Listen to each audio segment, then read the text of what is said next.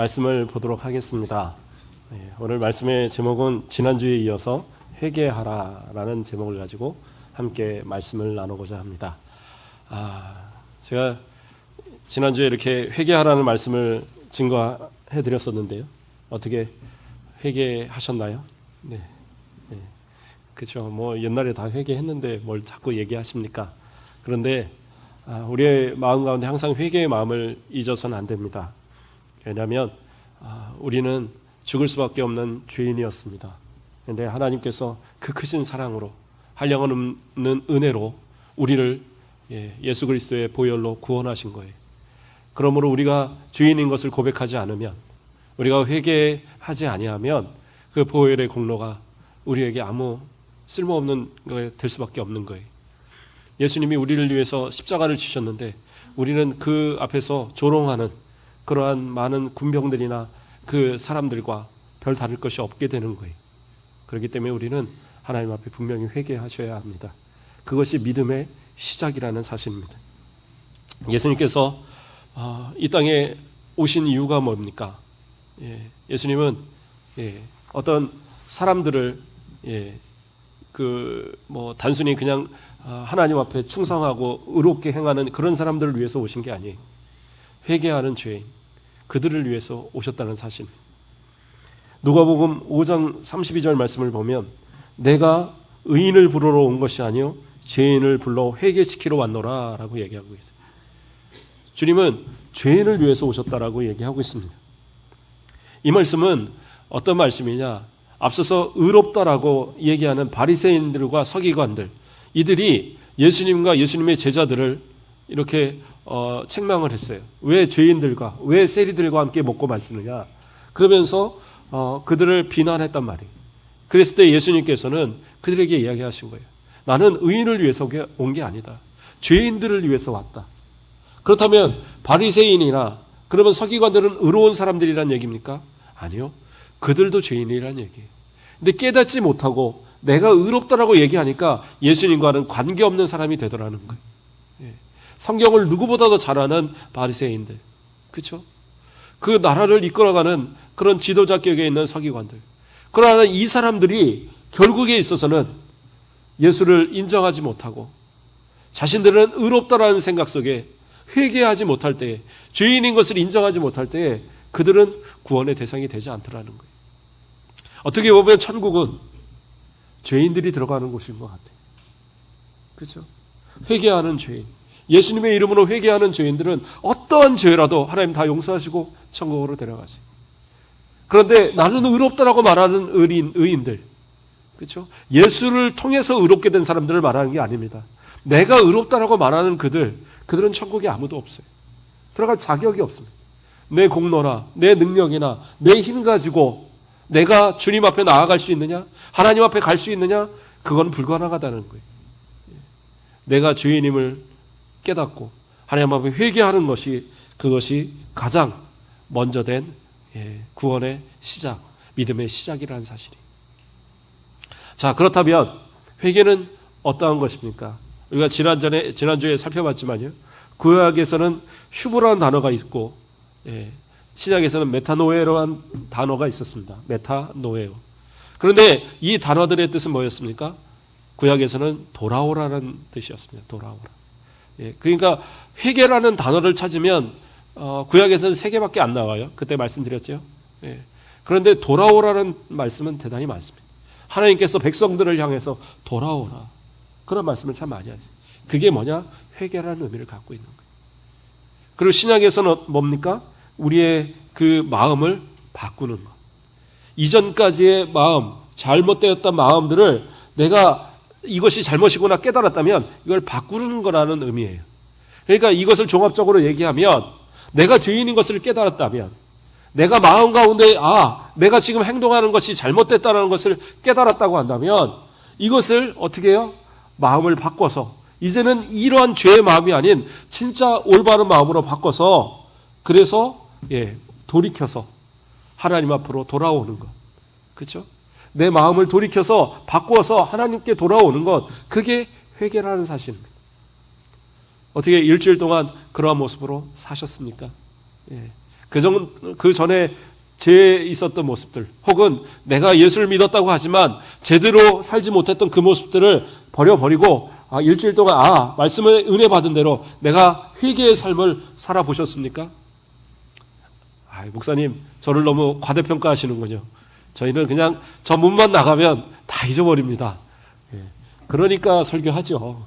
다 기억하시면 어떻게 설교하겠습니까? 그래도 교회를 몇십 년 다니신 분들 같으면 설교 안 들어본 설교가 뭐 있겠어요. 그런데 참 신기한 것은 들을 때마다 새로워요. 그렇지 않아요? 아멘. 그러니까 또 이렇게 설교를 합니다. 그런데 중요한 것은 잊어서는 안 되는 것들이 있어요. 꼭 기억해야 되는 것. 우리가 죄인이라는 것. 그래서 하나님 앞에 회개하지 않고는 용서받을 수 없다는 것. 그리고 예수 그리스도를 믿어야 된다는 것. 그 예수 그리스도를 믿음으로 우리가 죄인이 회개함으로 하나님의 의인이다. 그리고 하나님의 자녀다라고 인정받을 수 있다는 것. 이 사실만큼은 잊어버리면 안 돼요. 어떻게 보면 이게 복음의 전부입니다. 그건 잊어버리고 매번 나간다. 그럼 참 불안하게 나아가는 거예요. 세상을 참 잘 살고 이렇게 돌아오는 것도 참 은혜죠. 그러나 내 안에 계신 성령께서 나를 지켜주시니까 이렇게 건강하게 매주 만날 수 있는 줄 믿습니다. 회개하는 자, 그리고 예수의 이름으로 하나님을 아버지라 부르짖는 자, 그들에겐 결코 사단 마귀가 틈탈 수가 없어요. 그러니까 오늘 지난주에 제가 회개를 못했습니다. 그래서 제가 한 번 더 설교를 하는 거예요. 그러니까 오늘 이 말씀에 은혜가 되시면 주님 앞에 기도하세요. 회개하세요. 하나님, 내가 죄인인 것을 몰랐습니다. 이제는 내가 하나님 앞에 회개합니다. 용서해 주세요. 그러면 그렇게만 한다면 하나님께서는 어떠한 상황에서도 우리를 용서하여 주실 겁니다. 그런데 중요한 거는 우리가 때로는 회개라는 것과 단순한 뉘우침을 우리가 혼동할 때가 있습니다. 내가 마음 가운데 좀 찔려 했다고 그래서 내가 조금 그렇게 이제는 이렇게 살면 안 되지 라는 생각을 한번 했다고 그래서 그게 회개라고 생각하면 안 돼요. 그건 정말 오산입니다. 물론 하나님은 그러한 마음도 다 지켜보고 계십니다. 열왕기상 21장 27절부터 29절의 말씀을 제가 봉독해 드립니다. 아합이 이 모든 말씀을 들을 때에 그의 옷을 찢고 굵은 배로 몸을 동이고 금식하고 굵은 배에 누우며 또 풀이 죽어 다니더라. 여호와의 말씀이 디셉 사람 엘리야에게 임하여 이르시되 아합이 내 앞에서 겸비함을 내가 보느냐. 그가 내 앞에서 겸비함으로 내가 재앙을 저의 시대에는 내리지 아니하고 그 아들의 시대에야 그의 집에 재앙을 내리리라 하셨더라. 이게 무슨 말씀이냐면 아합이 여러 잘못을 했죠. 그 가운데 어떤 잘못이 있었냐면 나봇이라는 사람이 포도원을 가지고 있었습니다. 근데 이 포도원이 어디에 있느냐? 아합의 왕궁의 옆에 붙어 있는 거예요. 근데 아합이 생각해 보니까 그래, 내가 좀 채소도 좀 하고 텃밭을 좀 가꾸고 해서 좀 정원도 만들고 그렇게 좀 채소를 심는 그런 밭으로 샀으면 좋겠다 해갖고 나봇에게 얘기한 거예요. 나한테 그거 좀 팔아라. 그런데 이스라엘 사람들은 자신의 조상부터 내려온 땅들을 쉽게 팔지 않습니다. 그것도 혹시 땅을 팔았다고 그러면 그건 판 게 아니에요. 사용권을 잠시 넘겨주는 거예요. 그래서 희년이 되어지면 50년째가 되어지면 희년이 되었을 때 그 땅의 소유권을 다시 원주인에게 돌아가게 돼 있습니다. 그래서 땅을 함부로 파는 게 아니에요. 그래서 이 나봇은 그 땅 팔기를 거부했습니다. 왜요? 그건 하나님이 세워놓으신 규례니까. 그런데 아합은 어떻게 합니까? 그것이 너무나도 근심이 됐어요. 저 밭을 가져야 되는데, 저 밭을 가져야 되는데. 그래서 어떻게 해요? 막 근심하고 밥도 못 먹고 그러니까 그 악녀, 그 부인 이세벨이 꾀를 냈습니다. 나 책임지겠습니다. 내가 그 밭 줄 테니 다 얻도록 할 테니까 걱정 마십시오. 하고는 어떻게 해요? 모함을 해서 이 또 거짓 증인들을 세워서 나봇을 죽여버립니다. 공개적으로 처형을 해요. 그리고 나니까 어떻게 해요? 주인이 사라졌으니까 이 밭은 누가? 임금이 가져도 되는 거예요. 그러니까 신난다라고 그걸 갖기 위해서 내려가는데 누가요? 엘리야가 나타납니다. 하나님께서 명하셨어요. 이렇게 무죄한 피를 흘렸으니까 너희 후손들도 그렇게 다 멸망할 거고 이사벨도 다 멸망하고 개들이 와서 그 피를 핥을 거고 막 이런 예언들을 한참 합니다. 그러니까 그 말씀을 듣고 나서 아합이 순간 뉘우침을 가졌어요. 내가 미쳤지. 내가 왜 그랬을까? 내가 이런 나쁜 일을 하다니, 이런 뉘우침을 가졌던 거예요. 그래서 굵은 베옷을 입고 배를 깔고 거기서 아이고 나 이제 죽었구나 뭐 이러면서 이제 한탄을 한 거죠.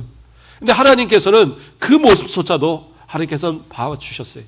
그래서 뭐느냐? 그가 겸비하였으니까. 그가 정말 뉘우치고 지금 그렇게 겸손한 모습을 보이니까 그래, 저 때에는 내가 이 벌을 내리지 않겠다. 그러나 그 아들 때에 가서 이 벌을 내리겠다라고 얘기하시는 거예요.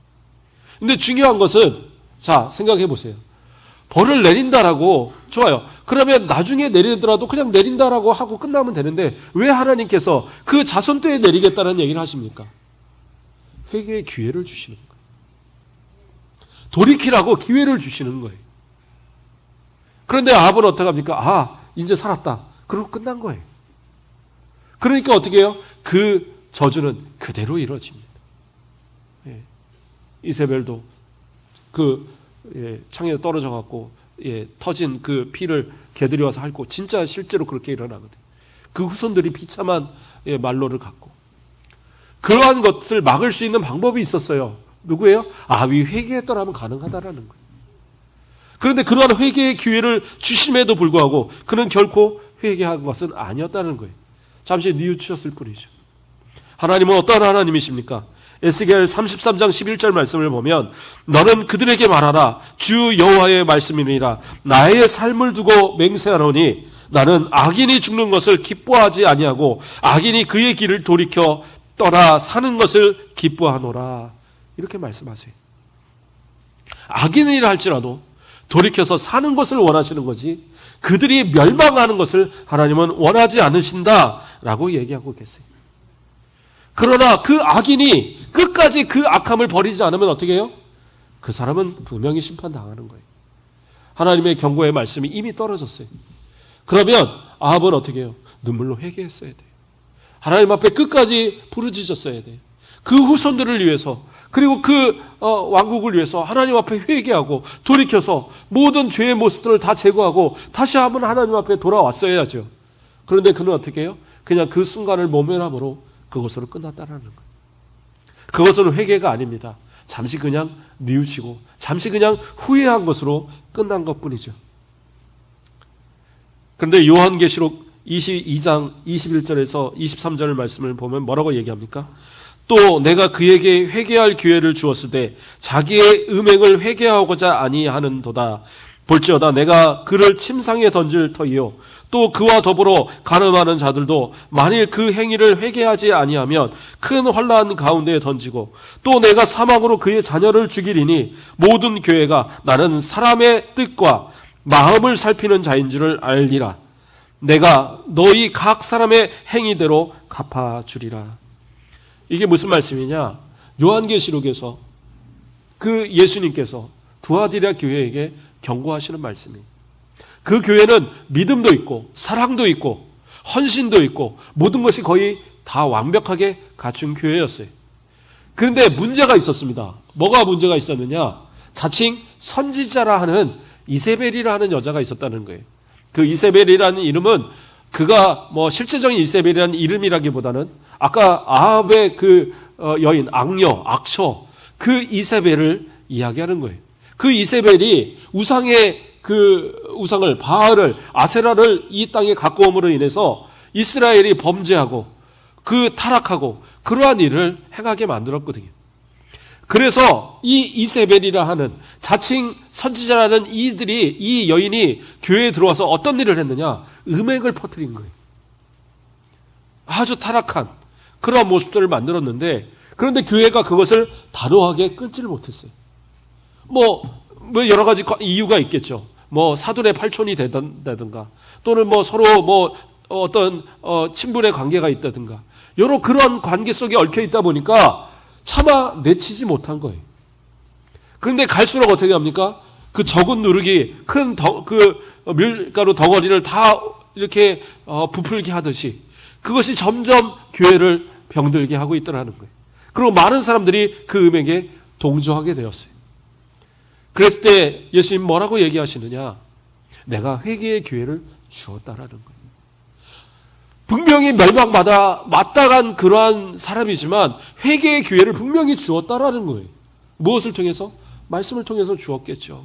주의 종들을 통해서 수없이 회개하라고 외쳤겠죠. 그런데 그 말씀을 들은데도 나는 모른다 귀 막고 듣지 않는 거예요. 그리고 자신이 옳은 대로, 자신이 생각한 대로, 내가 꿈을 꾸니까, 내가 무슨 이렇게 기도해 보니까 이러면서 내가 선지자인데 이러면서 얘기하는 거예요. 그런 것에 속으면 안 돼요. 지금도 보면 요즘엔 그런 분들이 없는데 옛날에는 그런 분들 많았어요. 권사님들 기도하면서 제가 예언의 은사가 있는데 내가 기도해 보니까 절대 그런 말에 현혹되지 마십시오. 하나님 그렇게 역사하지 않으세요. 우리 가운데 만약에 예언의 은사를 주셨다. 그건 기도하라고 주신 거지. 미래를 점쳐갖고 그건 점쟁이죠. 절대 그런 거 아닙니다. 혹시 그러한 분들이 있다고 용하다고 누가 쫓아가다 그러면 신고하세요. 네, 저한테 신고하셔야 돼요. 신고하여 광명착자 이렇게. 자, 어쨌든 그러한 어떤 죄에 있는 이 여인, 그 모습을 내치지 못한 그 모습에 따라 하나님께서 경고하시는 거예요. 그 여인에게도 내가 분명히 회개의 기회를 줬지만 회개하지 않았고 또 그를 따르는 무리들도 회개하지 않으므로 내가 벌을 주겠다는 거예요. 어떠한 벌이 주어집니까? 살펴봤던 대로 처음에는 어떠한 겁니까? 그 건강에도 문제가 생깁니다. 그리고 그 다음엔 어떻게 해요? 그 행하는 모든 일들이 문제가 생겨요. 마지막으로 문제가 생기는 건 뭡니까? 자녀들에게까지 문제가 생기는 거예요. 내가 잘못했는데 내 자녀는 왜 건드십니까? 그게요, 나를 돌이키라고 하시는 이유가 있어요. 물론 내 자식이 아프다고 다 부모 잘못은 아니에요. 그건 아닙니다. 근데 하나님께서는 때로는 그러한 방편을 삼으실 때도 있는 거예요. 내가 회개하라고, 내가 돌이키라고 하나님께서 그렇게 역사하실 때가 있어요. 그러면 빨리 깨달아야 돼요. 근데 끝까지 깨달지 못하면 못해요? 자기만 몰라요. 대부분 보면 주변에서는 알아요. 저 사람이 저런 죄가 있구나. 저렇게 죄인이구나. 아는데 대부분 본인이 모르거든요. 근데 주변에서 누군가 자꾸 나한테 뭐라고 한다면 내게 문제가 있는가 생각해 보셔야 돼요. 그리고 회개하셔야 됩니다. 회개하면 하나님께서 어떻게 해요? 용서하셔요. 회개 기회를 주었다는 건 뭐예요? 그 음행한 죄, 어떻게 보면 구약적으로는 돌 맞아 죽을 죄인데 그런데도 하나님께서 회개하면 용서하신다는 거예요. 구약의 아합도 그 뉘우침 속에서도 그 당대에 멸하지 않겠다고 약속하실 정도로 하나님은 그렇게 긍휼이 많으신 하나님이세요. 우리가 어떤 죄 가운데 있을지라도 과거의 삶이 도저히 용서받지 못할 만한 그런 죄인이라 할지라도 주님 앞에 내어놓고 회개하면 하나님은 다 용서하시는 하나님이시다는 사실이에요. 하나님은 어떠한 하나님이시냐? 우리가 요나서에 있는 이야기도 또 한번 살펴보도록 하겠습니다. 요나서 3장 4절의 말씀을 보겠습니다. 요나가 그 성읍에 들어가서 하루 동안 다니며 외쳐 이르되 40일이 지나면 니느웨가 무너지리라 하였더니, 하나님의 명령을 따라 우리 이 요나의 이야기는 자세히 하지 않겠습니다. 많이 들으셨던 얘기일 테니까요.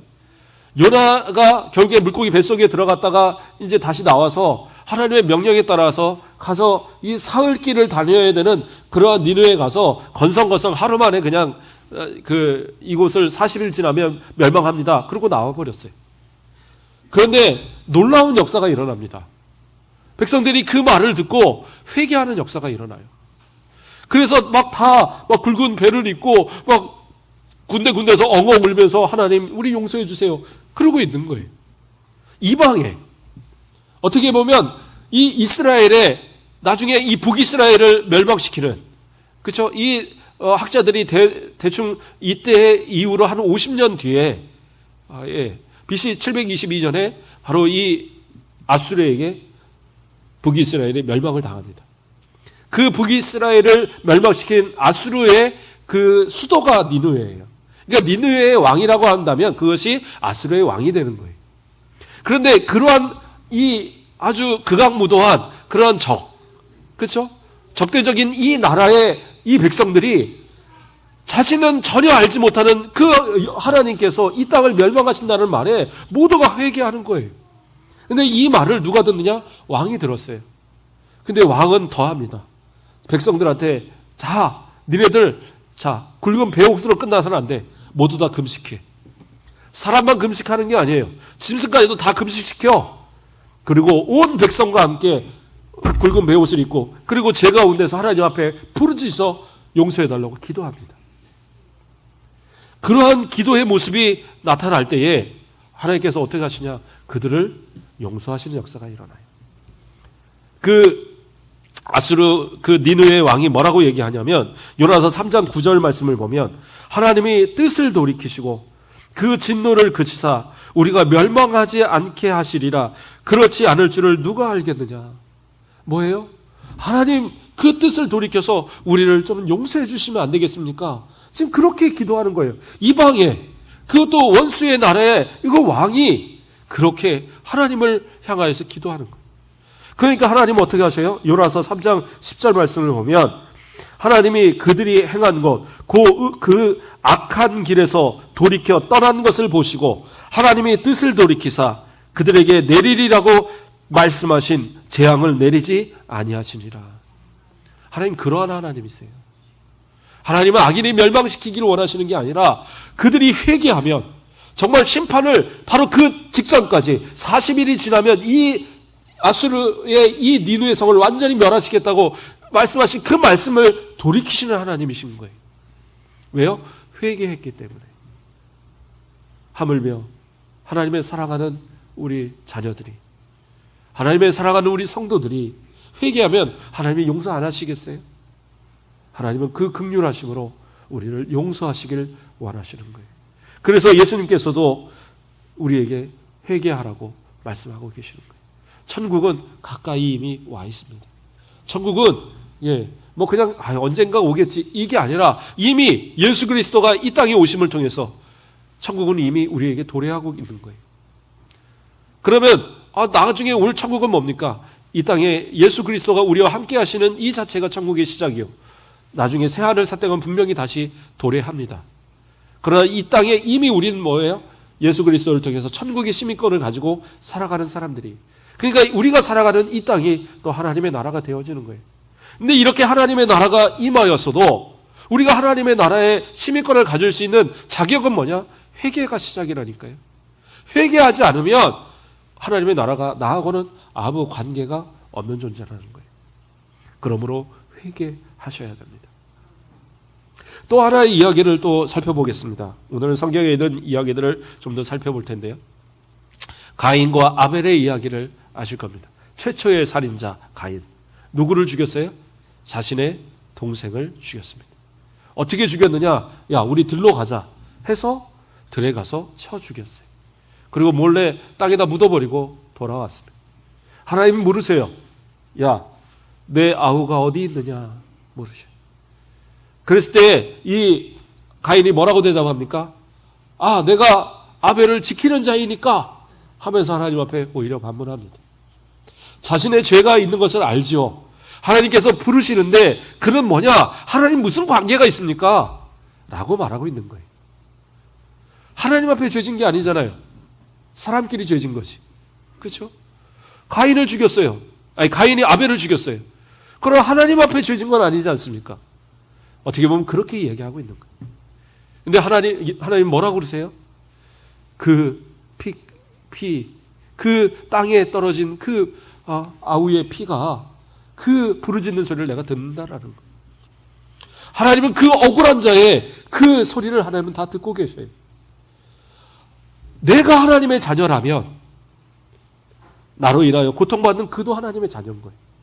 그걸 잊어서는 안 돼요. 그런데 많은 사람들이 생각할 때 저 사람은 죽어 마땅해. 누가 판단합니까? 가인이 생각할 때는 아벨을 죽어 마땅하다고 생각했을 거예요. 나를 무시한다고 생각을 했을 거예요. 하나님께 사랑받기 위해서 자기만 그렇게 제사를 똑바로 드렸다라고 그렇게 말한다라고 생각했을 거예요. 그 불만이, 그 시기가, 그 질투가 결국엔 살인까지 나타났거든요. 근데 우리도 언제나 생각할 때에 이것은 마땅하다라고 자꾸 생각한단 말이에요. 그래도 죄 짓죠. 그렇죠? 죄 짓는 사람 보면요, 자기는 억울하다고 그래요. 다 상대방이 나쁘다고 그래요. 그래서 어쩔 수 없이 내가 죄를 졌다고 얘기합니다. 그런데 하나님께서는 그걸 죄라고 얘기하시는 거예요. 하나님께 하나님 뭐 하고 하나님 뭐 이렇게 해서 죄를 지는 게 아니라 사람들 간에 짓는 그 죄도 하나님은 죄라고 얘기하신다니까요. 왜? 그들의 부르짖음, 그들의 억울한 소리, 그들의 하나님 앞에 기도하는 그 소리를 하나님 다 듣고 계시거든요. 그 책임을 누가 지겠습니까? 내가 지게 되는 거예요. 하나님께 회개하지 않으면 그 죄도 용서받을 수 없어요. 근데 하나님께서는 그 가인조차도 제가 받는 벌이 너무 심합니다. 그랬을 때 그 생명만큼은 죽임 당하지 않도록 하나님께 표를 주셨다라고 얘기하죠. 하나님 그러한 긍휼의 하나님이지. 그러나 진정으로 회개하지 않을 때 어떻게 해요?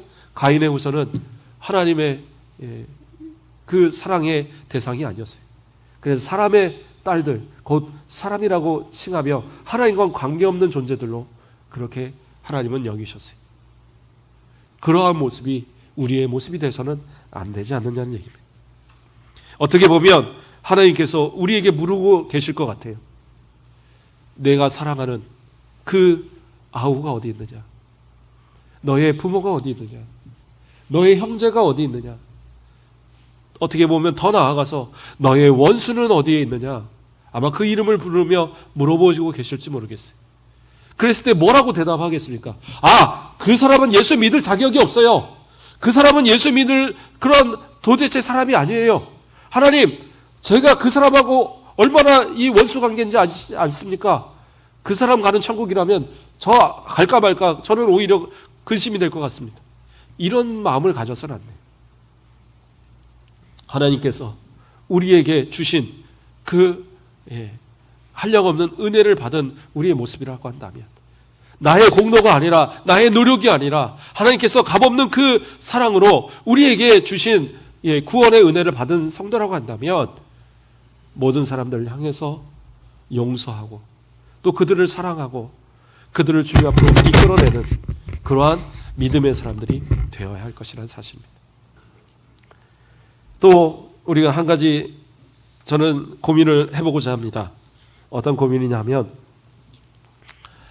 만약에 하나님께서 나를 용서하셨다라는 그러한 마음의 확신을 가졌다 이거예요. 그렇다고 한다면 남아있는 사람들의 관계 속에서의 문제는 어떻게 해결하실 겁니까? 그렇죠?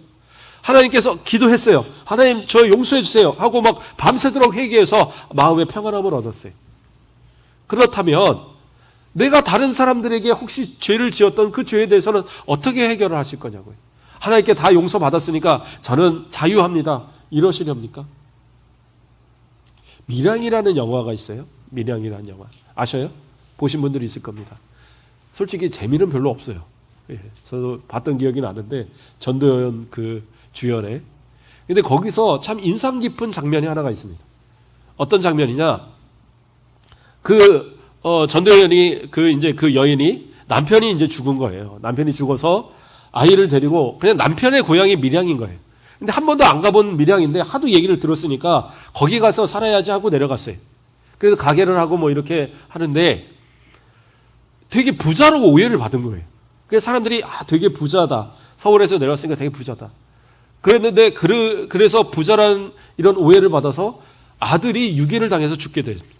그래서 그 아들을 유괴해서 죽인 살인범이 감옥에 들어가 있는 거예요. 그것 때문에 막 괴로워하다가 그러다가 주변의 권고로 이제 교회를 다니기 시작한 거예요. 그래서 마음의 회개를 하나님 제 마음을 붙들어 주세요 하고 막 기도를 하는데, 그 주변에서 이제 자꾸 얘기하면서 그 사람을 용서하라고, 용서해야 된다, 원수도 용서해야 된다. 그러니까 하나님이 그 마음을 주시니까 그래 용서해야지 그렇게 생각을 가졌어요. 그리고 이제 구치소를 찾아간 겁니다. 찾아가서 면회를 딱 하고서 들어가서 제가 당신을 용서할 마음을 가졌습니다. 그러면서 이제 한참 얘기를 하는데, 그 죄인이, 범인이 얼굴이 되게 온화한 얼굴을 하고 있는 거예요. 막 괴로워할 줄 알았는데 온화한 얼굴을 하면서 제가 이 감옥에서 예수님을 영접했습니다. 제가 이미 용서받았습니다. 그래서 저도 당신을 위해서 기도하고 있었습니다. 그러는 거예요. 예. 어떻게 보면 되게 은혜스러운 얘기인데 여인은 화가 났어요. 아니, 내가 용서하지 않았는데 왜 하나님이 용서를 해? 내가 용서하지 않았는데 왜 하나님께서 저 사람을 용서해? 난 그런 하나님 못 믿어. 그리고 하나님 앞에 막 반항을 하는 그런 내용이에요. 이게 사회적 이슈도 많이 됐던 내용입니다. 근데 중요한 건 뭐예요? 그 영화는 잘못 그 장면을 만든 거예요. 결코 그렇게 하나님은 용서하시는 하나님이 아니세요. 하나님은 어떤 하나님이시나 내가 잘못을 했으면 그 사람에게 용서를 구하는 것이 먼저예요. 내가 진짜 회개하고 진짜 용서받았다고 한다면 그 사람이 용서할 때까지 그 앞에서 무릎을 꿇고라도 용서를 구하는 것이 먼저라니까요. 왜냐하면 예수님은 그렇게 이야기하고 계세요. 만약에 너희가 하나님 앞에 제사를 드리려고 제물을 가지고 나왔다가 너희가 혹시 다른 사람들과 이 화해하지 못한 그러한 내용이 기억이 나면 그 제물을 내려놓고 가서 화해하고 화목하고 돌아와서 제물을 드리라고 예수님은 말씀하고 계세요. 이게 무슨 얘기예요? 진짜 회개했다면, 진짜 눈물을 흘려 회개한 그러한 사람이라고 한다면 사람들과의 관계, 그 속에서의 문제가 그 중요하게 해결되어져야 된다는 거예요. 그런데 나는 해결하지 못하면서 다른 사람들에 사기치고 하나님 앞에서 헌금 드리면서 하나님 용서해 주세요. 다른 사람들을 힘들게 하면서 하나님 앞에 와서 나는 은혜로운 것처럼, 그러한 모습은 온전한 회개의 모습이 아니다라는 거예요. 그렇죠? 교회에 와서 거룩한 것처럼, 교회에 와서는 막 은혜로운 것처럼 그러한 모습을 하고 있다가 사회에 가서는, 세상으로 나가서는 지탄의 대상이 되는 사람들이 얼마나 많습니까? 억울한 사람도 있겠지만 TV에 보면 가끔 심심치 않게 나옵니다. 꼭 사회적으로 무리를 일으키는 그런 사람들한테 꼭 이렇게 매스컴에서는 이야기해요. 어느 교회 장로더라, 어느 교회 권사더라, 어느 교회 집사더라. 목사님이 사고 치면 그냥 바로 어느 교회 목사님이 사고 쳤다고 나와요. 그런데 불교 다니는 사람들, 뭐 이런 사람들은 뭐 어느 절 다닌다더라, 이런 얘기 안 나오더라고요. 왜 그럴까요? 세상에서도 아무리 기독교를 욕해도 기독교인들한테는 생각하는 도덕성이 있는 거예요. 기독교인들은 그러면 안 되지. 그런 기대치가 있다니까요. 근데 중요한 건 뭐예요? 그런 죄를 숨기고 하나님 앞에 나와서 하나님 용서해 주세요, 그걸로 끝나는 건 아니라니까요. 그 죄의 근원을 해결해야 되는 거예요. 누군가한테 사기친 게 있으면 그것을 배로라도 갚아줘야 되는 것이 맞는 거고, 내가 범죄해서 감옥을 가야 될 상황이 있다면 감옥 가셔야 되는 거예요. 그래서 해결을 해야지. 하나님 앞에 나와서만 내 영혼 용서 받았습니다, 그건 잘못된 신앙이에요. 내 영혼은 용서받았으니까 내 몸은 마음대로 살아도 된다, 그 도덕 폐기론자들이거든요. 구원파, 그런 그 이단들이에요. 그러한 사상을 내가 갖고 있다면 나는 구원 못 받아요. 내가 하는 회개는 가짜라니까요. 진짜 회개한 사람은 내 삶이 돌이키셔야 돼요. 내 시선이 세상을 향해 했던 시선이, 지난주에 설교했던 리차드 백스터가 얘기한 것처럼 내 시선을 하나님을 향하여서, 내 목적을 하나님을 향하여서, 모든 걸 다 하나님을 향하여서 바꿔놔야 되는 거예요. 그리고 세상의 문제들은 다 해결하셔야 돼요. 빌린 돈 있으면 갚으셔야 되고, 그렇죠? 남에게 죄진 거 있으면 용서를 구하셔야 되고, 누군가한테 피해를 준 거에 있으면 그 피해를 회복할 수 있도록 도우셔야 되는 거예요. 그리고 나와서 하나님 앞에 기도할 때 하나님 그 사람을 용서하시고 그 사람이 드리는 예배를 받아주시는 거예요. 하나님 앞에 그러한 진정한 회개가 이루어지는 우리의 모습이 되기를 소망합니다. 마지막으로 우리가 생각해 볼 것은요, 그렇다면 누군가가 나에게 잘못한 것, 그것에서는 어떻게 해야 되겠느냐? 그렇죠? 누군가가 나에게서 잘못한 것, 그건 어떻게 하시렵니까? 성경은요, 그 사람이 나에게서 용서를 구하면 용서해 주라고 얘기하십니다. 예수님께서 뭐라고 얘기하십니까? 마태복음 18장 21절에서 22절 말씀을 봉독해 드리면 그때에 베드로가 나와 이르되 주여 형제가 내게 죄를 범하면 몇 번이나 용서하여 주리이까 7번까지 하오리이까 예수께서 이르시되 내게 이르노니 7번뿐 아니라 7번을 70번까지라도 할지니라 말씀하고 계세요. 우리는 용서해야 됩니다. 그게 회개한 사람들의 모습이에요. 왜요? 내가 용서받았잖아요. 하나님 앞에 나는 용서받았잖아요. 그렇다면 우리도 용서해야 되는 거예요. 아니 그 사람이 저번에도 죄 졌는데요. 또 나한테 가서 또 잘못했는데요. 또 이 사람은 거짓말 할 건데요. 그래도 용서하라는 거예요. 왜요? 내가 용서받았으니까. 1만 달란트 빚진 자의 비유 있잖아요. 임금한테 1만 달란트를 빚졌어요. 1만 달란트는 환산도 하기 어려울 아주 천문학적인 숫자예요. 그러한 돈을 빚졌는데 제발 용서해달라고 얘기합니다. 그러니까 임금이 탕감해 줬어요. 근데 이 사람이 가서 어떻게 합니까? 다른 그 관리 하나를 목을 잡고 막 이렇게 그 감옥으로 끌고 가요. 법정으로 끌고 갑니다. 그거를 주변 다른 사람들이 와서 임금한테 얘기합니다. 그래서 임금이 불렀어요. 너 도대체 얼마나 갖고 그랬느냐? 예, 300데나리온입니다. 얼마나 큰 돈인데요. 300데나리온이 얼마냐면 한 데나리온이 하루 임금이에요. 하루의 품삯. 그것이 300일이니까 상당히 큰 돈이죠. 작은 돈은 아닙니다. 그런데 1만 달란트에 비하면 3발의 피입니다. 3발의 피. 예. 그런데 그러한 것을 용서받았음에도 불구하고 탕감받았음에도 불구하고 그 300데나리온을 용서하지 못한 그 동관 어떻게 해요? 그 1만 달란트 다 갚을 때까지 너 감옥에 있어 하고 감옥에 쳐넣어버렸어요. 하나님 앞에서 혹시 우리는 그러한 모습이 되지 않는가 돌아보셔야 돼요. 용서하는 구하는 사람이라면 용서하셔야 됩니다. 아, 목사님 그러면 막 살인한 사람도 다 용서해야 되나요? 막 도둑질하고 강도질 하는 사람 다 용서해야 되나요? 사회적 책임은 그 사람이 져야 되는 거예요. 그거는 용서의 개념이 아니에요. 사회적 법적인 문제에 있어서의 죄는 그 사람이 분명히 물어야 돼요. 법정에서도 그 사람을 향해서 몇 년 이상, 몇 년 이하의 그 형을 주도록 다 정해 있거든요. 그런데 그 가운데 정상 참작이라는 것들이 있어요. 뭐냐? 피해자들이 그 사람을 그래도 불쌍히 여겨달라고 탄원서를 써주면 형량 가운데 형량을 안 주는 게 아니에요. 형량 가운데 제일 낮은 형량을 주게 되었습니다. 그게 용서인 거예요. 그 사람은 분명히 책임을 져야 합니다. 근데 그 사람이 진실로 용서를 구하면 용서하셔야 돼요. 그래서 그 사람이 받을 수 있는 불이익이 아닌 그가 죄의 값에 합당한 것으로 인해서 그것을 받고 그가 뉘우칠 수 있는 기회를 허락하는 거죠. 그것이 용서의 모습입니다. 무조건 용서하라고 해서 모든 죄까지 다 덮으라 그것을 얘기한 건 아니에요. 그 죄값은 분명히 그가 치러야겠지만 그 영혼마저 우리가 미워하고 그를 저주하지 말라는 거예요. 그가 우리에게 용서를 구하면 77이 49, 490번 그렇게 하라는 얘기가 아니라 어떠한 용서라도 하라는 의미인 거예요.